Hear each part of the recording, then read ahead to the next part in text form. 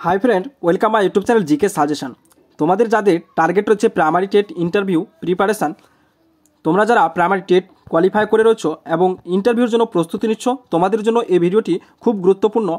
অবশ্যই শেষ পর্যন্ত দেখার চেষ্টা করো এবং চ্যানেলে নতুন হয়ে থাকলে চ্যানেলটি সাবস্ক্রাইব করে দিয়ে পাশে দেওয়া বেল আইকনটি ক্লিক করে নিও। তো আজকে আমরা আলোচনা করতে চলেছি পশ্চিমবঙ্গের বিখ্যাত ব্যক্তি কয়েকজনের আমরা আজকে আলোচনা করব, যা খুবই গুরুত্বপূর্ণ। তোমাদের যে কোনো একটা প্রশ্ন করতেই পারে যে তোমরা পশ্চিমবঙ্গের একজন বিখ্যাত ব্যক্তির সম্বন্ধে বলো, বা নাম ধরেও বলতে পারে যে রবীন্দ্রনাথ ঠাকুর সম্পর্কে তুমি কি জানো। সেক্ষেত্রে তোমাদেরকে জিজ্ঞাসা করতে পারে যে ছাত্রদের কিভাবে তোমরা সেটি বলবে। তো চলো আজকে আমরা তার বেসিক নলেজগুলো জেনে নিব।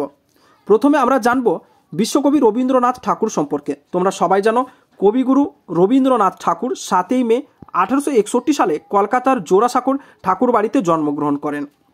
তিনার ছদ্মনাম কি ছিল? ভানু সিংহ ঠাকুর নামে পরিচিত ছিলেন তিনি। এশিয়ার মধ্যে তিনি প্রথম ব্যক্তি যিনি নোবেল পুরস্কার পান 1913 সালে, যা ছিল গীতাঞ্জলি কাব্যগ্রন্থের জন্য।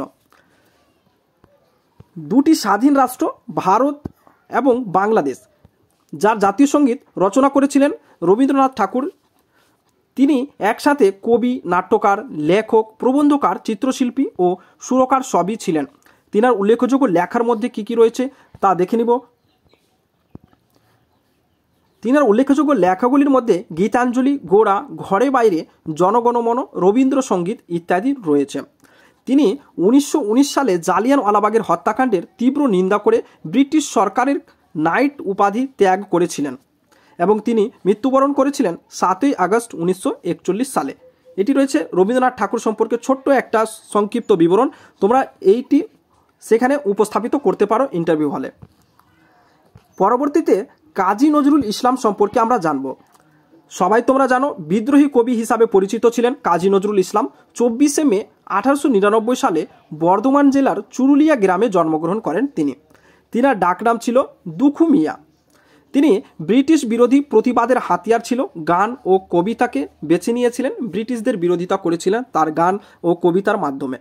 তার কাব্যগ্রন্থগুলির মধ্যে উল্লেখযোগ্য অগ্নিবীণা, বিষের বাঁশি, সাম্যবাদী, সর্বহারা, ফণিমনসা প্রভৃতি ছিল। তিনি 1960 সালে পদ্মভূষণ এবং 1976-এ 21 পদক, 1977-এ স্বাধীনতা দিবস পুরস্কার পেয়েছিলেন। তিনি 29 আগস্ট 1976 সালে মৃত্যুবরণ করেন। তো এই প্রশ্নগুলো খুবই গুরুত্বপূর্ণ। তোমাদের আপকামিং যে টেট ইন্টারভিউ রয়েছে প্রাইমারি টেটের, তার জন্য খুবই গুরুত্বপূর্ণ।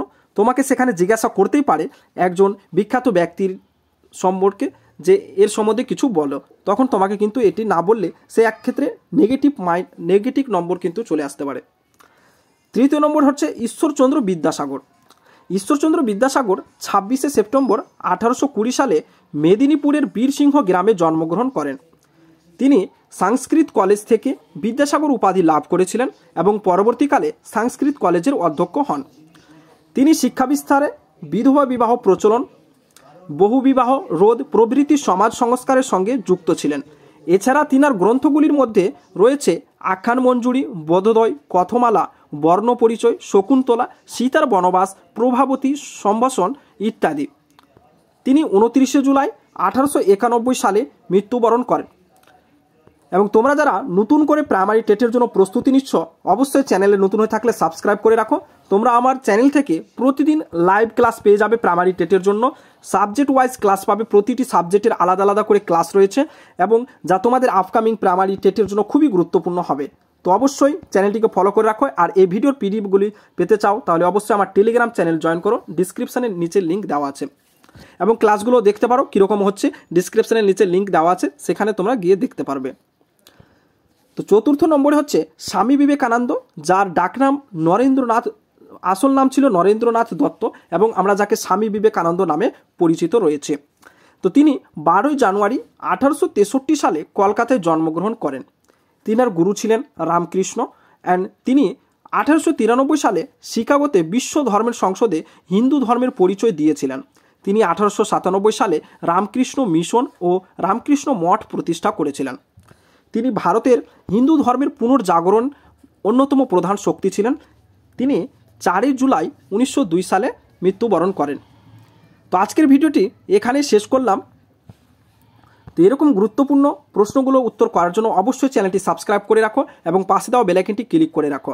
ভিডিওটি ভালো লাগলে অবশ্যই একটা লাইক করে দিও, বন্ধুদের মধ্যে শেয়ার করতে ভুলবে না। তো তোমরা যারা প্রাইমারি টেটের জন্য প্রস্তুতি নিচ্ছ অথবা টেট ইন্টারভিউর জন্য যারা প্রস্তুতি নিচ্ছ, অবশ্যই চ্যানেলে জড়িত থাকো। তোমাদের জন্য খুব গুরুত্বপূর্ণ ভিডিওগুলি আমি নিয়ে আসছি, যা তোমাদের খুব হেল্পফুল করবে প্রাইমারি পরীক্ষার জন্য এবং ইন্টারভিউর জন্য। তো thanks for watching and best of luck.